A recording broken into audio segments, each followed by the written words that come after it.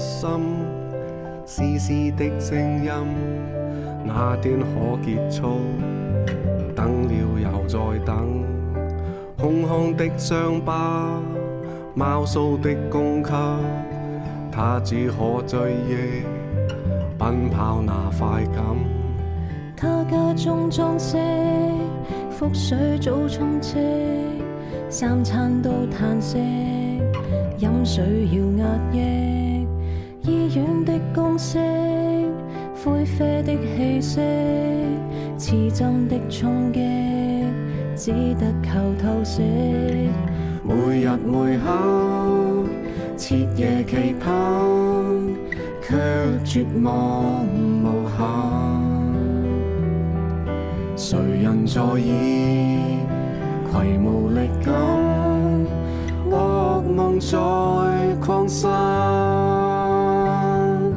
而我願獻出無比珍貴禮物，拿走了巨位，這份獻祭能讓病透的軀體不再捆綁，重拾人生的規例，沿着愛這信念活出精彩。燈中色卻可使你絕望不再，這旅程有最完美的風景，是最終那決定向一生致敬，成就你告別病痛的陰影，這禮物將可把病魔戰勝。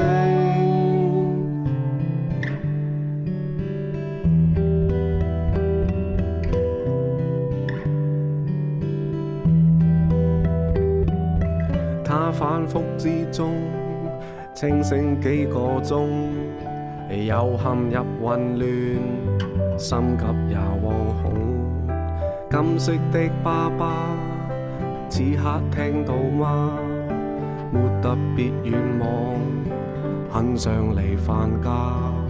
他水腫身軀，血壓撐過去，即服藥度日，每夜難入睡，輕輕手一舉，心律亂一堆，1000伏特電，心只覺疲累。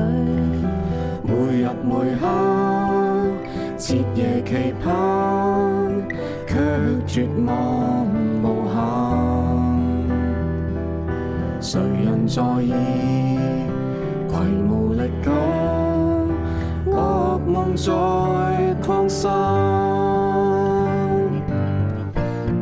而我願獻出無比珍貴禮物，拿走了巨位，這份獻祭能讓病透的軀體不再捆綁，重拾人生的規例，延續愛這信念活出精彩。